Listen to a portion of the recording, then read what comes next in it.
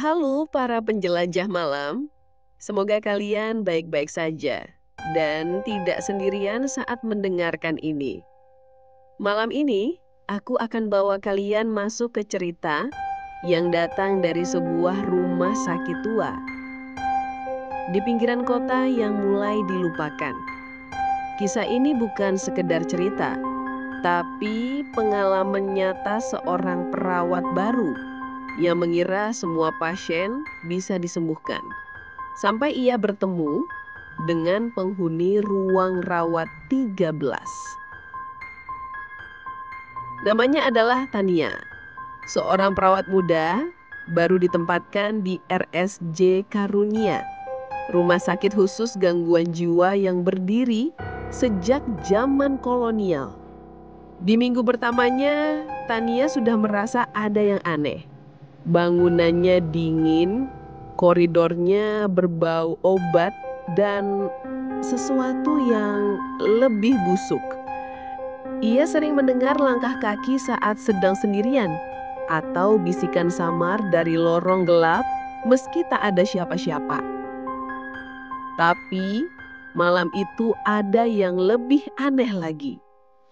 Jam menunjukkan pukul 2 dini hari. Tania sedang mengisi laporan pasien ketika lampu lorong tiba-tiba berkedip. Dari ujung lorong, suara langkah kaki mendekat. Pelan, teratur. Tania bangkit, menyangka ada pasien yang berkeliaran. Tapi saat ia menoleh, tidak ada siapa-siapa.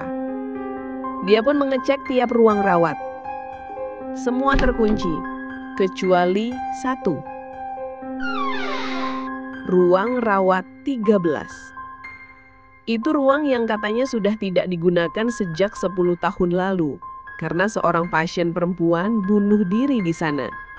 Tapi malam itu lampunya menyala dan di dalam ada seseorang berdiri. Tania mendekat perlahan.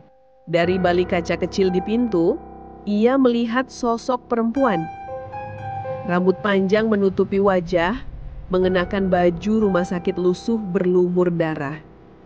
Tania membuka pintu perlahan, berusaha bersikap tenang. "Permisi, Anda pasien baru ya? Siapa nama Anda?" tanyanya. Tapi perempuan itu tidak menjawab. Ia hanya berdiri, diam menghadap sudut ruangan. Tania mendekat, tangannya gemetar. Saat jaraknya hanya 1 langkah, perempuan itu berbisik, "Jangan berdiri di situ. Itu tempatku mati." Tania sontak mundur, tapi perempuan itu perlahan menoleh. Matanya kosong, hitam, seolah menelan cahaya, dan dari mulutnya menetes darah segar. Tania berlari, menjerit, tapi lorong rumah sakit menjadi panjang tak berujung. Lampu padam satu persatu di belakangnya. Suara tertawa lirih menggema mengikuti setiap langkahnya. Keesokan paginya, para staf menemukan Tania pingsan di depan pintu ruang 13. Tapi ruang itu tertutup rapat dan kunci ruangannya hilang sejak 10 tahun lalu. Beberapa hari kemudian, Tania keluar dari rumah sakit, tapi tidak kembali ke rumah. Ia menghilang, dan beberapa pasien mengaku melihat sosok perempuan muda yang terus berjalan menyusuri lorong, menanyakan arah ke ruang 13. Petugas kebersihan pernah melihatnya.